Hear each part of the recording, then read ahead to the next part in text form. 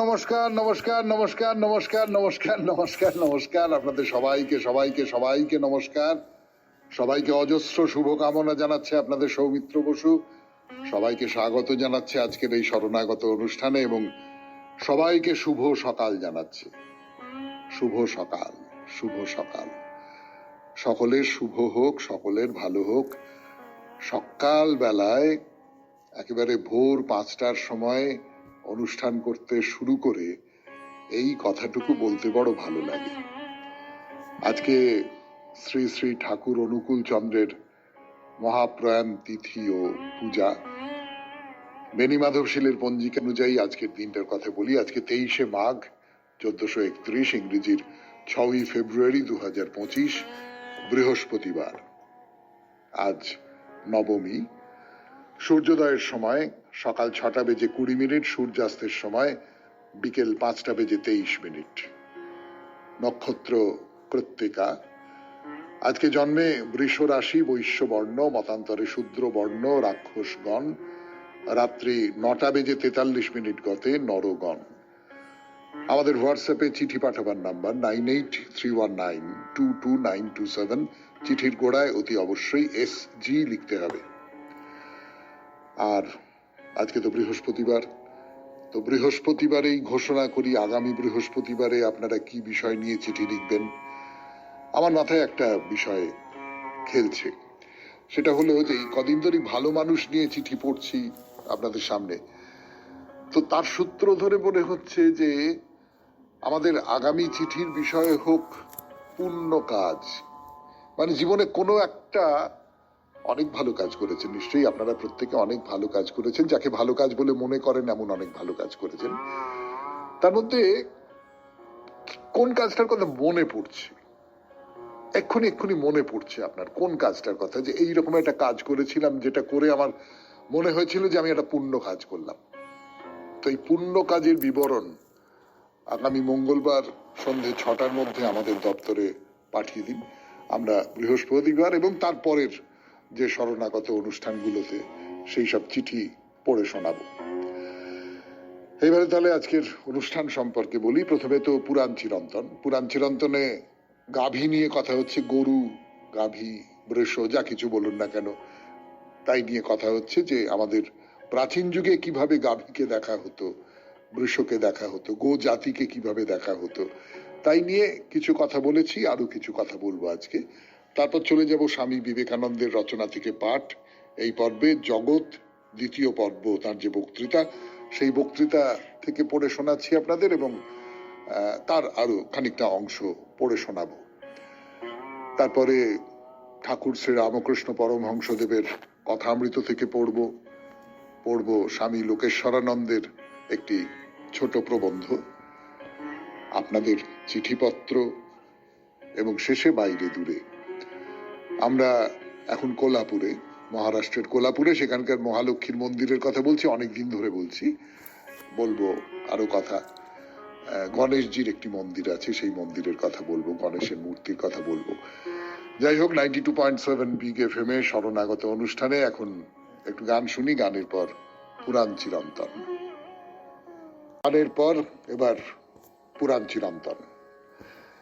এর আগের দিন বলেছিলাম আপনাদের যে কেমন করে ইন্দ্রকে, মানে বর্ষণের যিনি দেবতা, সেই ইন্দ্রকে সরিয়ে কৃষ্ণের প্রাধান্য স্থাপিত হচ্ছে। তার একটা কাহিনী আছে, ওই গিরি গোবর্ধন ধারণ করা এই কাহিনী আপনারা সকলেই জানতেন। তার এই তাৎপর্যের কথা হয়তো সকলের মাথায় আসেনি, তো সেই কথা বলেছিলাম আপনাদের। আসলে সেকালের দিনে রাজাদের যে উপার্জন, রাজা যে উপার্জন করবেন, সেই উপার্জনের একটা বড় উৎস কিন্তু ছিল ব্রজভূমি।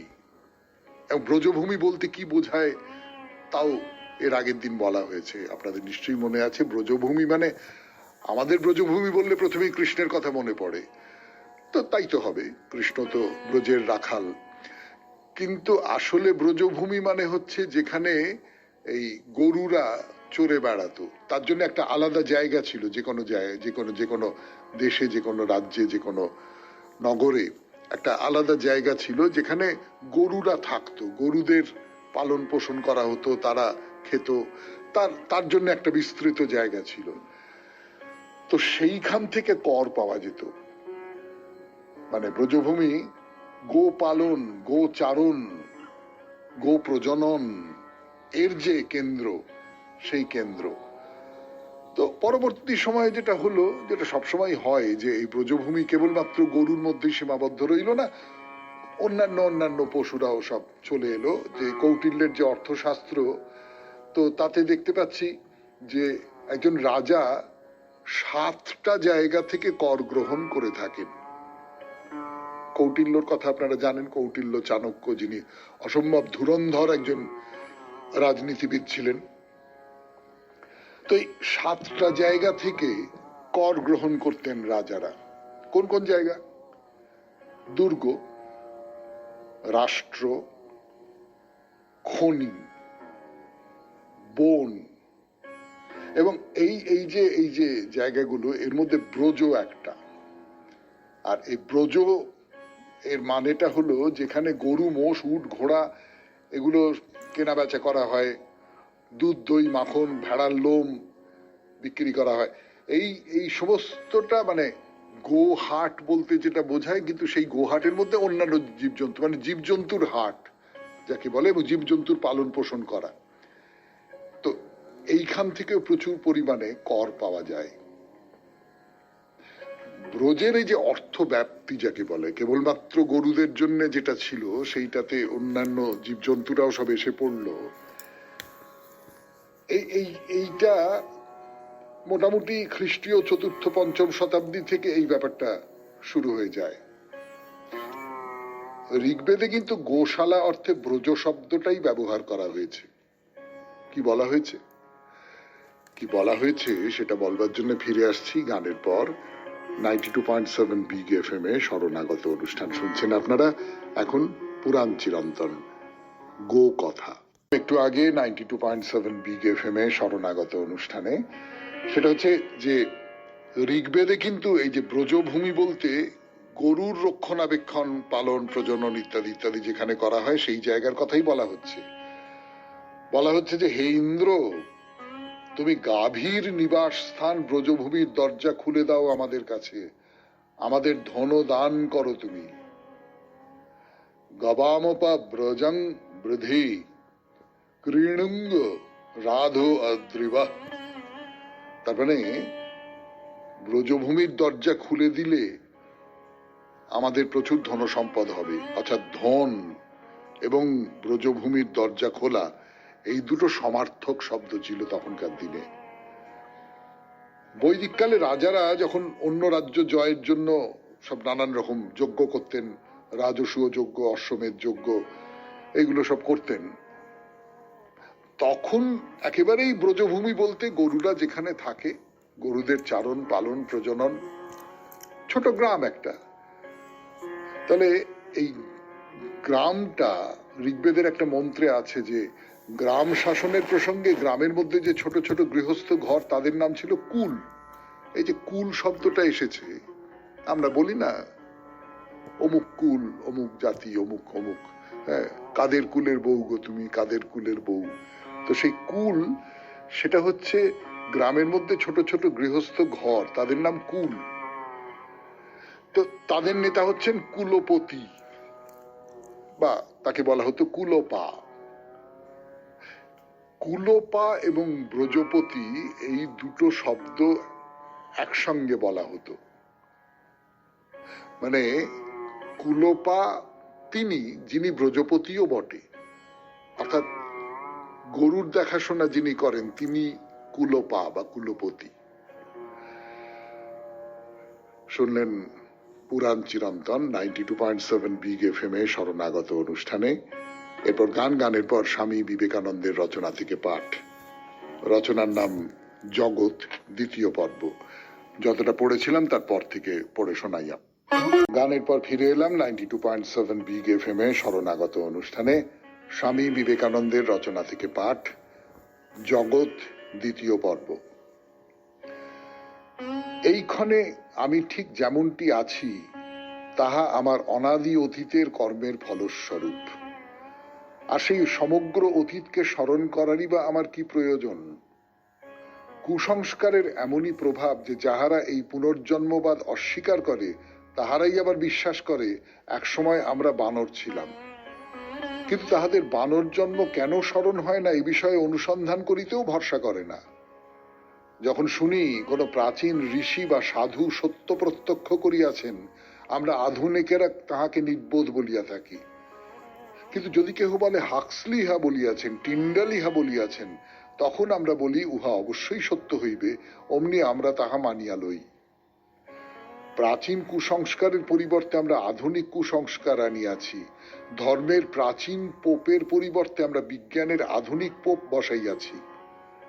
অতএব আমরা দেখিলাম স্মৃতি সম্বন্ধে যে আপত্তি তাহা সত্য নহে, আর এই পুনর্জন্ম সম্বন্ধে যে গুরুতর আপত্তি উঠিয়া থাকে তাহার মধ্যে ইহাই একমাত্র আপত্তি যাহা বিজ্ঞ লোকে আলোচনা করিতে পারেন। যদিও দেখিয়াছি পুনর্জন্মবাদ প্রমাণ করিতে হইলে তাহার সঙ্গে সঙ্গে স্মৃতিও থাকিবে, ইহা প্রমাণ করার কোনো প্রয়োজন নাই, তথাপি আমরা ইহা দৃঢ়ভাবে বলিতে পারি যে অনেকের এরূপ স্মৃতি দেখা যায়। আর তোমরাও সকলে যে জন্মে মুক্তি লাভ করিবে সেই জন্মে এই স্মৃতি লাভ করিবে। কেবল তখনই জানিতে পারিবে জগৎ স্বপ্ন মাত্র, তখনই অন্তরে অন্তরে বুঝিবে যে আমরা এই জগতে অভিনেতা মাত্র, আর এই জগৎ রঙ্গভূমি। তখনই প্রবল বেগে অনাসক্তির ভাব তোমাদের ভিতর আসিবে, তখনই যত কিছু ভোগ তৃষ্ণা, জীবনের উপর এই তীব্র আগ্রহ, এই সংসার চিরকালের জন্য চলিয়া যাইবে। তখন তুমি স্পষ্টই দেখিবে তুমি জগতে কতবার আসিয়াছ, কত লক্ষ লক্ষ বার তুমি পিতা মাতা পুত্র কন্যা স্বামী স্ত্রী বন্ধু ঐশ্বর্য শক্তি লইয়া কাটাইয়াছ, কতবার এই সকল আসিয়াছে, কতবার চলিয়া গিয়াছে, কতবার তুমি সংসার তরঙ্গের উচ্চ চূড়ায় উঠিয়াছ, আবার কতবার তুমি নৈরাশ্যের গভীর গহ্বরে নিমজ্জিত হইয়াছ। যখন স্মৃতি তোমার নিকট এই সকল আনিয়া দিবে, তখনই কেবল তুমি বীরের ন্যায় দাঁড়াইবে, এবং জগৎ তোমায় ভ্রুভঙ্গি করিলে তুমি শুধু হাসিবে। তখনই তুমি বীরের মতো দাঁড়াইয়া বলিতে পারিবে, মৃত্যু, তোমাকেও আমি গ্রাহ্য করি না, তুমি আমাকে কি ভয় দেখাও। যখন তুমি জানিতে পারিবে তোমার উপর মৃত্যুর কোনো শক্তি নাই, তখনই তুমি মৃত্যুকে জয় করিতে পারিবে, আর সকলেই কালে কালে এই অবস্থা লাভ করিবে। শুনলেন স্বামী বিবেকানন্দের রচনা থেকে পাঠ 92.7 বিগ এফএম এ শরণাগত অনুষ্ঠানে। এবারে গান, গানের পর কথামৃত। কথামৃত থেকে পাঠ 92.7 বিগ এফএম এ শরণাগত অনুষ্ঠান শুনছেন। আমি আছি আপনাদের সঙ্গে, আপনাদের সৌমিত্র বসু। গানের পর এবার কথামৃত থেকে পাঠ। তার আগে একটা কথা বলি, আপনারা যারা শরণাগত অনুষ্ঠানের শ্রোতা, আমরা তো আপনজন, নিজেদের মতন, একটা পরিবারের মতন। সেই সূত্র ধরে বলি যে যোগেশ মাইম একাডেমিতে নিয়মিত নাট্যচর্চার আসর বসছে। আগামী 8 তারিখে আছে আমার গান বলে একটি নাটক, আর 9 তারিখে আছে মানময়ী গার্লস স্কুল। মানময়ী গার্লস স্কুল এক সময়কার খুব বিখ্যাত নাটক ছিল, আবার নতুন করে সেটাকে তৈরি করা হয়েছে। এই দুটি নাটকেরই খুব নাম হয়েছে। যোগেশ মাইম একাডেমিতে আপনারা যদি আগ্রহী হন, আগামী 8 তারিখে এবং 9 তারিখে ফেব্রুয়ারি মাসের সন্ধ্যে 6:30, তাহলে চলে আসুন। এবারে তাহলে ঠাকুরের কথা বলি। ঠাকুর নানান রকম সব কথাবার্তা বলেছেন, উপদেশ দিয়েছেন, জ্ঞানের কথা বলেছেন, তার অনুভবের কথা বলেছেন, তার উপলব্ধির কথা বলেছেন। সেই রকম কিছু কিছু উপলব্ধি, কিছু কিছু অনুভব, সেগুলোর কথা লিখেছেন, কথামৃতে লেখা হয়েছে, মাস্টারমশাই লিখে রেখেছেন। যেমন ঠাকুর বলছেন যে সংসারেই থাকো আর যেখানেই থাকো ঈশ্বর মনটি দেখেন। বিষয়াসক্ত মন যেন ভিজে দেশলাই, যত ঘষো জলে না। একলব্য মাটির দ্রোণ অর্থাৎ নিজের গুরুর মূর্তি সামনে রেখে বাণ শিক্ষা করেছিল। মন একটা আশ্চর্য জিনিস, তাই না? মানে আমার মন, আপনার মন, নিজেদের মনের দিকে যখন তাকিয়ে দেখি তখন বুঝতে পারি। সেই একটা গান ছিল আমাদের যৌবন বয়সে কেন, কিশোর বয়সে, তখন স্কুলে টুলে পড়ি, সেই সময় গানটা খুব চলতো আর কি, হিট করেছিল যাকে বলে তরুণ বন্দ্যোপাধ্যায়ের একটি গান, এই মনকে নিয়েই আমার যত গোলমাল। মন যে কখন কোন দিকে চলে যাবে তা আমরা তো কেউ বুঝতে পারি না। তো যাই হোক, সেই মনের যে গতিবিধিতা, আমার এক বোন আছে, সে সাইকিয়াট্রিস্ট, মানে মনোবিজ্ঞানী, মনোরোগের চিকিৎসা করে। তা সে আমাকে বলেছিল যে দাদা ভাই, ওই আমরা না মনের ধরো 20-22% হয়তো আমরা বুঝতে পারি, বাকিটা অন্ধকারে ঢিল মারা, করে করে করে করে হয়তো খানিকটা আন্দাজ করা যায় এই রকমটা। ফলে মন খুব একটা জটিল জিনিস, এবং সেই মনের মধ্যে কি আছে সেইটা তিনি ঠিক ধরে ফেলেন। তিনি মনটি দেখেন, আর কিছু দেখেন না। মানে ঠাকুরেরই কথা বলছি আমি, গঙ্গা জলে গঙ্গা পুজো করছি, যে একজন কেমন করে ডাকলো, সে মন্ত্রতন্ত্র ঠিক মতো বলতে পারলো কি না, সে আচার আচরণ প্রকরণ সেইগুলো সব ঠিকঠাক মতন করলো কি না, এইগুলো তার কাছে কোনো ব্যাপার না। তুমি সত্যি সত্যি ব্যাকুল হয়ে তাকে ডাকতে পারছো কিনা, এইটা হলো আসল কথা। শুনছেন কথামৃত থেকে পাঠ, 92.7 বিগ এফএম এ শরণাগত অনুষ্ঠানে। আমি আছি আপনাদের সঙ্গে, আপনাদের সৌমিত্র বসু। আরো পড়ে শোনাবো, ফিরে আসবো, একটু গান শুনে নি। থেকে পাঠ। ঠাকুর বলছেন যে বিষয়াসক্ত মন যেমন ভিজে দেশলাই, যত ঘষো জলে না। কিসে ভিজে যায় সে? কামনায়, লালসায় ভিজে যায় সে। তখন আর তার ভেতর থেকে আগুন বেরোতে চায় না, সে যেন নেতিয়ে থাকে সব সময়। সে যেন এই সমস্ত কিছুর মধ্যে জড়িত হয়ে, আমি খুব ভালো আছি, আমি এখান থেকে আর বেরোবো না, এই তো চমৎকার, কি সুন্দর, বাহ, এইরকম করে থাকে। অর্থাৎ আমরা ইংরেজিতে একটা শব্দ ব্যবহার করি, কমফোর্ট জোন। এই যে চারপাশের যে পৃথিবীটা, সেই পৃথিবীটা আমার কাছে খুব একটা কমফোর্ট জোন, খুব একটা নিরাপদ আশ্রয়ের মতন। এখান থেকে বেরোতে মন চায় না। তার কারণ এর বাইরের যে জগৎটা, সেই জগৎটা নানান রকম সমস্ত বাধা বিপত্তি আছে, এবং সেই জগৎটা আমার চেনা নয়, আমি জানি না সেই জগৎটাকে। তার ফলে আমি আমি এইখান থেকে বেরিয়ে সাধনার পথে যাব, সেই সাধনার পথে নানান রকম পাথর ছড়ানো রয়েছে, নানান রকম জল, পাক, কাদা, ডুব জল, এই সমস্ত কিছু রয়েছে। এই এই এই এই বিষয়াসক্ত মন এই এই ভিজে হয়ে থাকে, এই দিকে যেতে চায় না। কিন্তু যে যেতে চায়, সে যদি মনে মনে কাউকে গুরু বলে মনে করে, মনে মনে কাউকে যদি নিজের সামনের, যাকে বলা হয় ইমাম, যিনি সামনে থাকেন, তাকে যদি সামনে রেখে সে এগিয়ে যেতে পারে, যেমন একলব্য করেছিল। ঠাকুর বলছেন একলব্য তো এরকমই করেছিল, যে দ্রোণর মূর্তি একটি তৈরি করে তার সামনে বসে অস্ত্র শিক্ষা করেছিল, এবং এমনই অস্ত্র শিক্ষা করেছিল যাতে পঞ্চপাণ্ডবকে পর্যন্ত, মানে ধনুর্বিদ ও শ্রেষ্ঠ অর্জুন, সেই অর্জুনকে পর্যন্ত তাক লাগিয়ে দিয়েছিল। তার ফলে কি হয়েছিল না হয়েছিল সেসব তো আপনারা জানেন। তো এই রকম করে যদি একনিষ্ঠভাবে কাজ করা যায়, ধ্রুবতারার মতন কাউকে সামনে রেখে, সেইটা যিনি যথার্থ ভক্ত, যিনি, যার মন ভিজে দেশলাই কাঠি নয়, তার ক্ষেত্রে এইরকম ব্যাপারটা হতে পারে।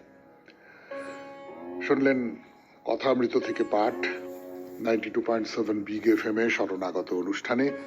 এখন একটু গান, গানের পর স্বামী লোকেশ্বরানন্দের রচনা থেকে পড়ে শোনাবো ধর্ম কি পলায়নী মনোবৃত্তি। ফিরে আসছি। ধর্ম কি পলায়নী মনোবৃত্তি, 92.7 বিগ এফএম এ শরণাগত অনুষ্ঠানে। এখন স্বামী লোকেশ্বরানন্দজির একটি ছোট নিবন্ধ পড়ে শোনাচ্ছি আপনাদের। কথা ভাবলে ভুল হবে যে ধর্মজীবন যাপন করতে গেলে জীবন থেকে মুখ ফিরিয়ে নিতে হবে। ব্যাপারটা সম্পূর্ণ উল্টো। ধর্ম চায় জীবনকে আপনি শ্রদ্ধার চোখে দেখুন, একটা সুবর্ণ সুযোগ হিসেবে দেখুন, যাতে আপনার বিচারে যা শ্রেষ্ঠ সেইভাবেই আপনার ভাগ্যকে আপনি গড়ে নিতে পারেন। ধর্ম এও বলে অন্যের এবং নিজের ক্ষতি না করে আপনার আশা আকাঙ্ক্ষা আপনি পূরণ করতে পারেন। সংক্ষেপে জীবন একটা সুযোগ, যা যথোপযুক্ত ভাবে আপনার কাজে লাগানো উচিত। ধর্ম জীবনের সদ্ব্যবহারের উপরই জোর দেয়, কারণ এগিয়ে যাওয়ার দ্বিতীয় কোনো পথ নেই। কিন্তু জীবনে এত বাধা বিপত্তি, এত রকমের অসুবিধা যে কে আশীর্বাদ হিসেবে গ্রহণ করা খুবই শক্ত। বাস্তবিক এ প্রশ্ন স্বাভাবিকভাবেই উঠতে পারে, প্রতিকূলতার বিরুদ্ধে লড়াই করতে গিয়ে মানুষ যেখানে নাজেহাল, সেখানে অগ্রগতির সুযোগ কোথায়? তার উত্তর এই, ধর্ম যে বাধাবিঘ্ন কমিয়ে দেয় তা নয়, ধর্ম শুধু এই কথা বিশ্বাস করতে বলে যে এগুলি আপনি কাটিয়ে উঠতে পারেন। ধর্ম বলে কিছু মানুষ প্রাণপণ চেষ্টা করে যখন জীবনে সফল হয়েছেন তখন আপনিও সফল হতে পারেন। ধর্ম যে সাফল্যের সহজ কোনো পথ বাতলে দেয় তা নয়, ধর্ম কেবল আপনাকে যথাসাধ্য চেষ্টা করে যেতে বলে। কিন্তু যদি এমন হয় শত চেষ্টা করেও আপনি সফল হলেন না, তাহলে কি হবে? সেক্ষেত্রে ধর্ম বলবে যে একেবারে হাত পা গুটিয়ে বসে থাকার চাইতে চেষ্টা করে ব্যর্থ হওয়াও ভালো, কারণ ব্যর্থ হলেও আপনার চেষ্টা বিফলে যাবে না। প্রাণপণ প্রয়াসের সময় আপনি এমন অনেক মূল্যবান অভিজ্ঞতা লাভ করবেন যা আপনার মধ্যে আত্মবিশ্বাস জাগাবে, আপনাকে সাহসী করে তুলবে, নিজের সম্বন্ধে এবং জগৎ সম্বন্ধে আপনার ধারণা স্বচ্ছতর হবে। ফলে আগের চাইতে আরো ভালোভাবে আপনি জীবন সমস্যার মুখোমুখি হতে পারবেন। ধর্ম আপনাকে জীবন সম্বন্ধে একটা ইতিবাচক দৃষ্টিভঙ্গি গড়ে তুলতে বলে। জীবনের সম্ভাব্য সমস্যাগুলি সম্বন্ধে সাবধান করে দিয়ে ধর্ম বলে, প্রভূত শক্তি অর্জন করে ওসবের ঊর্ধ্বে উঠে যাও। জীবন অবিমিশ্র সুখের হবে এটা অকল্পনীয়, তবে কেবল মানুষই এমন একটা অবস্থায় পৌঁছতে পারে যখন সুখে দুঃখে সে সমান অবিচলিত থাকে। অবশ্য সে অবস্থায় পৌঁছতে গেলে জীবনকে গুরুত্ব দিতে হবে, যেসব দায়িত্ব কর্তব্য আছে তা যথাসাধ্য পালন করতে হবে। সৌভাগ্যে এবং দুর্ভাগ্যে নির্বিকার থাকার অর্থ এই নয় যে আপনি এককাল মাটির মতো জড় বস্তু হয়ে যাবেন। বলা হচ্ছে আপনি এমন মানসিক শক্তি অর্জন করুন যাতে সুখ এবং দুঃখ দুই অবস্থাকেই আপনি নির্বিকার চিত্তে গ্রহণ করতে পারেন। ধর্মের প্রয়োজন এখানেই। ধর্ম আপনাকে সুখ এবং দুঃখ দুটি অবস্থায় হাসি মুখে মেনে নেওয়ার শক্তি যোগায়। কিন্তু কিভাবে এই শক্তি যোগায় সে? প্রথমত, এ জগতে আপনার স্থান কোথায়, আপনার সাথে জগতের সম্পর্কটা বাস্তবিক কি, সে সম্পর্কে ধর্ম আপনাকে সচেতন করে তোলে। ধর্ম আপনার ভিতর এই দৃঢ় প্রত্যয় সঞ্চারিত করে যে আপনি মহত্তম। এই সংসারকে যত প্রতিকূলই মনে হোক না কেন, আপনার পক্ষে তা অজেয় নয়। মস্ত কথা হলো, আপনার সুবিধা মতো চারপাশের পরিবেশকে আপনি পাল্টাতে পারেন। পরিবর্তন আনার সে কৌশল হয়তো আপনার এখন জানা নেই, কিন্তু সময় দিলে এবং চেষ্টা করলে এই ক্ষমতা আপনি অর্জন করতে পারবেন। কিন্তু এও সব নয়, আত্মজ্ঞান হওয়াটা আরো বেশি গুরুত্বপূর্ণ। এখন আপনি নিজেকে জানেন না, আপনার মধ্যে কি ক্ষমতা আছে তাও আপনার অজানা। ধর্ম আপনাকে সেসব অজানা সত্য জানিয়ে দেয়। ধর্ম আপনাকে মর্যাদার সর্বোচ্চ শিখরে স্থাপন করে, যে মর্যাদার উৎস ঈশ্বর। ঈশ্বর মহত্তম ও সর্বশক্তিমান। ঈশ্বরের সঙ্গে সম্বন্ধযুক্ত বলে আপনিও তাই। ঈশ্বর যদি শ্রেষ্ঠত্বের প্রতীক হন, তো আপনি সেই প্রতীকেরই অংশ, অতএব আপনিও মহান। এই গৌরব নিছক বিশ্বাসের ব্যাপার নয়, এ এমন এক প্রত্যক্ষ অনুভূতি যা অকাট্য সত্য। ধর্ম হলো উপলব্ধি, আত্মজয়ের মাধ্যমে জগৎ জয়ের অপরোক্ষ অনুভূতি। শুনলেন স্বামী লোকেশ্বরানন্দের রচনা থেকে পাঠ, ধর্ম কি পলায়নী মনোবৃত্তি। এখন গান, গানের পর আপনাদের চিঠিপত্র। সল্ট লেক সিটি থেকে চিঠি লিখেছেন, পড়ে শোনাই সেই চিঠি, আপনারাই বুঝে নিন চিঠির বিষয়টি কি। 92.7 বিগ FM এ শুনছেন শরণাগত। এবারের চিঠির বিষয়টি এক কথায় অসাধারণ। এর থেকে সহজ সরল অথচ গভীরতার বিষয় আর কি হতে পারে। এই প্রসঙ্গে অনেকদিন আগের একটি ছোট্ট ঘটনা মনে পড়ে গেল। তখন আমরা কলেজের দ্বিতীয় বর্ষে পড়ি। গরমের ছুটির পরে কলেজ খোলার প্রথম দিন। ক্লাস শেষ হওয়ার পর বেরিয়ে যাচ্ছেন স্যার। হঠাৎ আমাদের এক সহপাঠিনী ছুটে স্যারকে প্রণাম করে লাজুক মুখটি নত করে দাঁড়িয়ে আছে। স্যার প্রথমে অবাক, পরে ওর মুখের দিকে তাকিয়ে অনাবিল স্নেহমাখা হাসি হেসে নববিবাহিতা মেয়েটির মাথায় দুহাত রেখে আশীর্বাদ করলেন। এ যে আমাদের বালিকা বধূ, মাগো সুখী হও, সুখে রেখো। এমন আশীর্বাদ সুখে রেখো তো কখনো কাউকে বলতে শুনিনি। সবাই বলে সুখী হও। স্যারের কথাটি মনের মধ্যে চিরদিনের জন্য গেঁথে গিয়েছিল। মনে হয়েছিল এই শব্দ দুটি নিজেকে ভালো রাখার একটি বিশেষ মন্ত্র। সারা জীবনে আমার চারপাশের মানুষকে খুশি রাখতে চেষ্টা করেছি। কখনো এই ভালো রাখার নেশায় বোকামিও করেছি। বড়দের কাছে বকুনি খেয়েছি নিজের ভালো না বোঝার জন্য। তাতে কি, আমি থামিনি। ওসব করে আমি যে খুব ভালো থাকি। শরীরে মনে এক অদ্ভুত কেমিস্ট্রি কাজ করে, মন ভালো হয়ে যায়। ছোট পরিবারে একা একা বড় হয়েছি। একান্নবর্তী পরিবারে গিয়ে কি আনন্দ। ঘরের মানুষের চাকরি সূত্রে যখন যেখানে থেকেছি সবাইকে আপন ভেবে অপার আনন্দে ভেসেছি। স্কুলে পড়ানোর সময় ছাত্রছাত্রীদের পাশে থাকা, বৃদ্ধাবাসে মায়েদের সাথে সময় কাটানো, গুরুজন আত্মীয়দের সাথে যোগাযোগ রাখা, মাদার টেরিজার শিশু ভবনে সময় কাটানো। ছোট ছোট কাজ, উল্লেখ করার মতোই হয়তো নয়, তবু আমি যে এরই মাঝে ভালো থাকি। আপনার স্নেহধন্য শরণাগত পরিবারের সকল সদস্য একই কারণে আমার অত্যন্ত প্রিয়, একান্ত আপনজন। সবাইকে নিয়ে আমি খুব ভালো আছি। এরা সবাই আমাকে ভালো রাখে। আমার এই সাদামাটা জীবনে এটুকুই ভালো থাকার উপায়। জীবন আমার চলছে যেমন তেমনি ভাবে, সহজ কঠিন দ্বন্দ্বে ছন্দে চলে যাবে। শুভেচ্ছা ও ভালোবাসা জানিয়ে Sumitra Das, salt lake city. আমি তো বলবো অসাধারণ একটা চিঠি, অসাধারণ ভালো একটা চিঠি।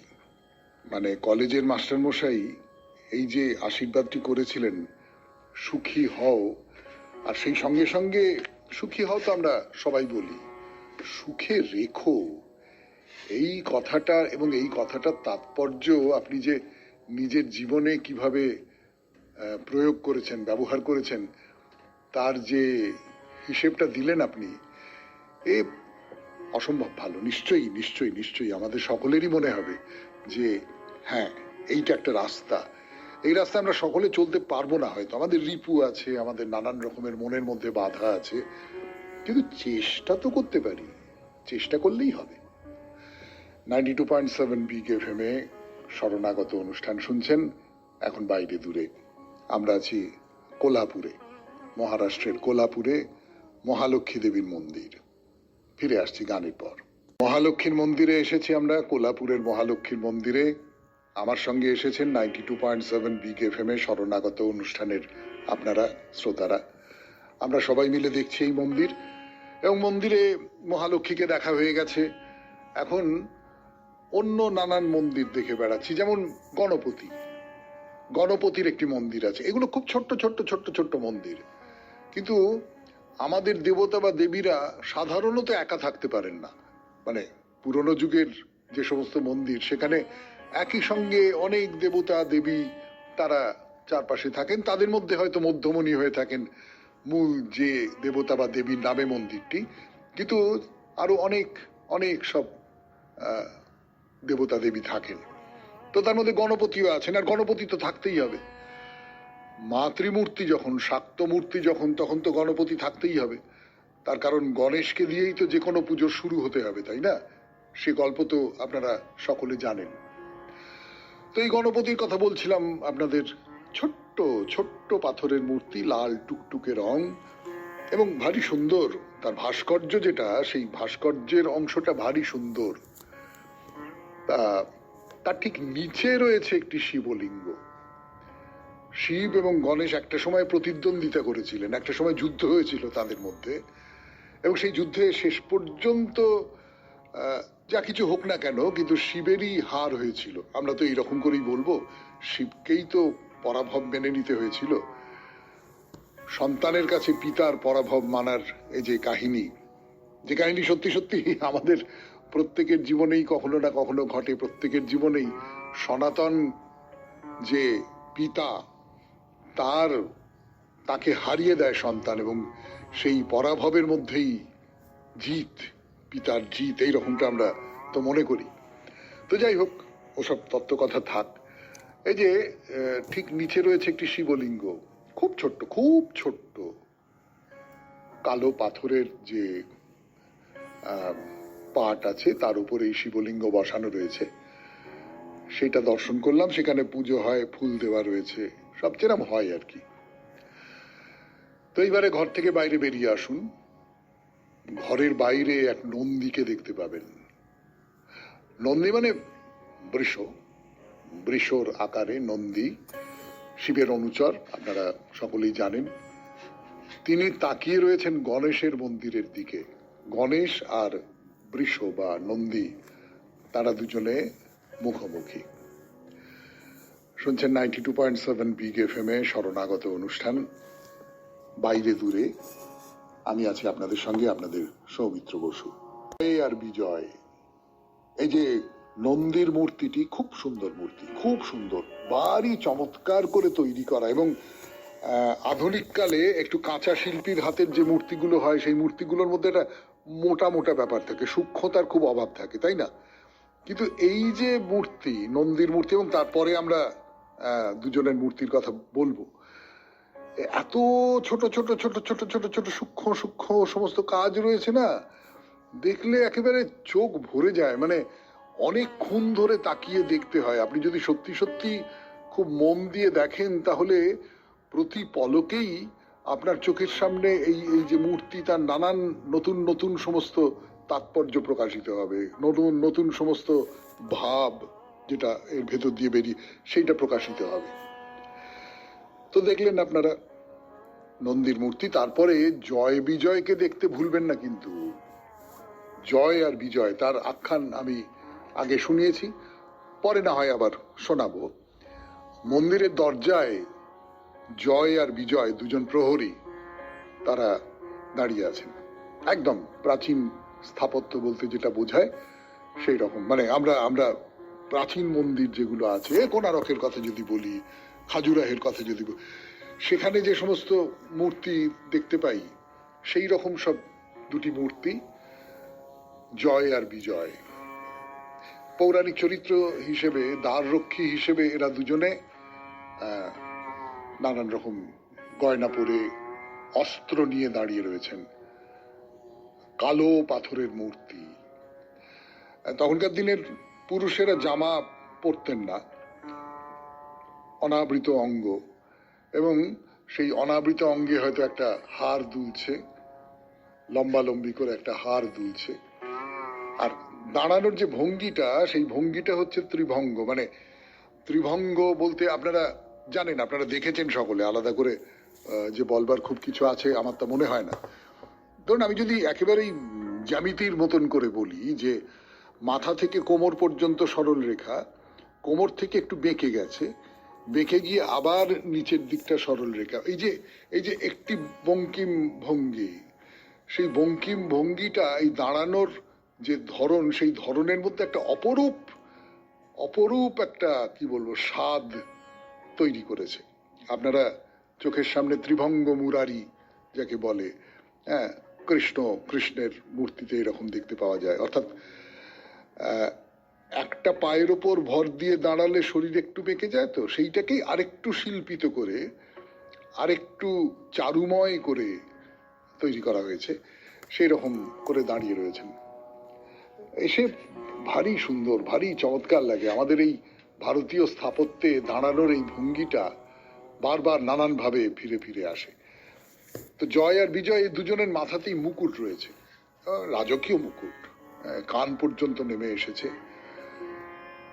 তো এবারে চলুন আরেকটি মন্দিরের দিকে যাওয়া যাক, নবগ্রহ মন্দির। কিন্তু সময় যে নেই নবগ্রহ মন্দিরের কথা আজকে আর বলা যাবে না।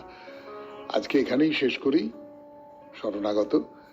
আমাদের হোয়াটসঅ্যাপে চিঠি পাঠাবার নাম্বার 9831922927।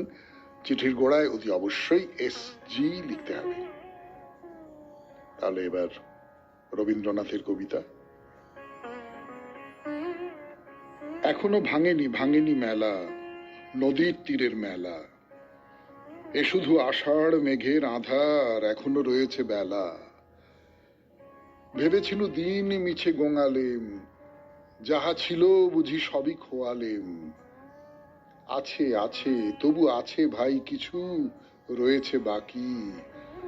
আমারও ভাগ্যে আজ ঘটে নাই কেবলই ফাঁকি।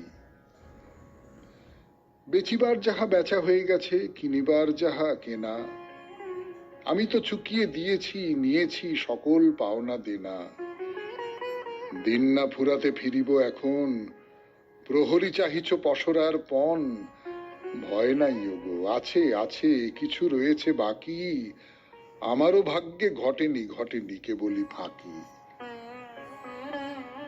কখনো বাতাস মাতিয়া আবার মাথায় আকাশ ভাঙে, কখনো সহসা নামিবে বাদল, তুফান উঠিবে গাঙে। তাই ছুটাছুটি চলিয়াছি ধেয়ে, পারানির কড়ি চাহু তুমি নিয়ে। কিসের ভাবনা, আছে আছে কিছু রয়েছে বাকি। আমারও ভাগ্যে ঘটেনি ঘটেনি কেবলই ফাঁকি। ধান ক্ষেত বেয়ে বাঁকা পথখানি গিয়েছে গ্রামের পারে। বৃষ্টি আসিতে দাঁড়ায়েছিলেম নিরালা কুটির দ্বারে। থামিল বাদল, চলিনু এবার। হে দোকানি, চাও মূল্য তোমার? ভয় নাই ভাই, আছে আছে কিছু রয়েছে বাকি। আমারও ভাগ্যে ঘটেনি ঘটেনি সকলই ফাঁকি। পথের প্রান্তে বটের তলায় বসে আছো এইখানে।